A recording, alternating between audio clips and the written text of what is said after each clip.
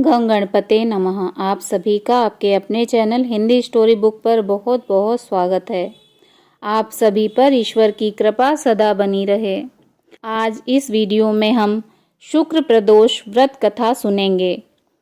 कपूर गौरम कर्णावतारम संसार सारम भुजगेंद्रहारम सदा वसंतम हृदयारविंदे भवम भवानी सहितम नमामि। सूत जी बोले, प्राचीन काल की बात है। एक नगर में 3 मित्र रहते थे। तीनों में ही घनिष्ठ मित्रता थी। उनमें एक राजा का बेटा, दूसरा ब्राह्मण पुत्र, तीसरा सेठ पुत्र था। राजकुमार व ब्राह्मण पुत्र का विवाह हो चुका था। सेठ के पुत्र का विवाह के बाद गौना नहीं हुआ था। एक दिन तीनों मित्र आपस में स्त्रियों की चर्चा कर रहे थे। ब्राह्मण पुत्र ने नारियों की प्रशंसा करते हुए कहा, नारीहीन घर भूतों का डेरा होता है। सेठ पुत्र ने यह वचन सुनकर अपनी पत्नी लाने का तुरंत निश्चय किया। सेठ का पुत्र अपने घर गया और अपने माता पिता को अपना निश्चय बताया।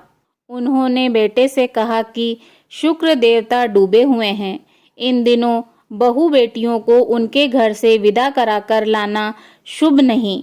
अतः शुक्रोदय के बाद तुम अपनी पत्नी को विदा करा लाना। सेठ का पुत्र अपनी जिद पर अड़ा रहा और अपनी ससुराल जा पहुंचा। सास ससुर को उसके इरादे का पता चला। उन्होंने उसको समझाने की बहुत कोशिश की, किंतु वह नहीं माना।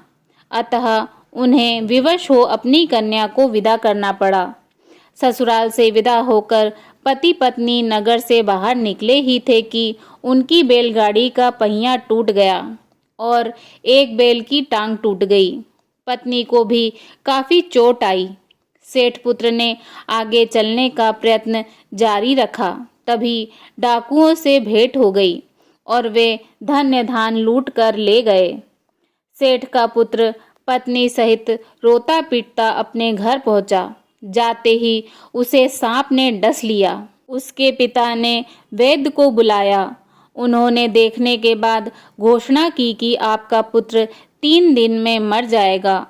उसी समय इस घटना का पता ब्राह्मण पुत्र को लगा। उसने सेठ से कहा कि आप अपने लड़के को पत्नी सहित बहू के घर वापस भेज दो। यह सारी बाधाएं इस कारण से आई हैं कि आपका पुत्र शुक्रास्त में पत्नी को विदा करा लाया है। यदि यह वहां पहुंच जाएगा तो बच जाएगा।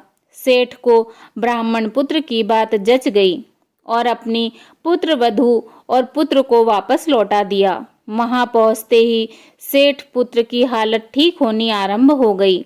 शुक्र प्रदोष महात्म्य से उसकी हालत सामान्य हो गई। वे अपना जीवन सुखपूर्वक बिताने लगे और अंत में मृत्यु को प्राप्त हो स्वर्गलोक को प्राप्त हो गए। बोलो उमापति शंकर भगवान की जय। हर हर महादेव।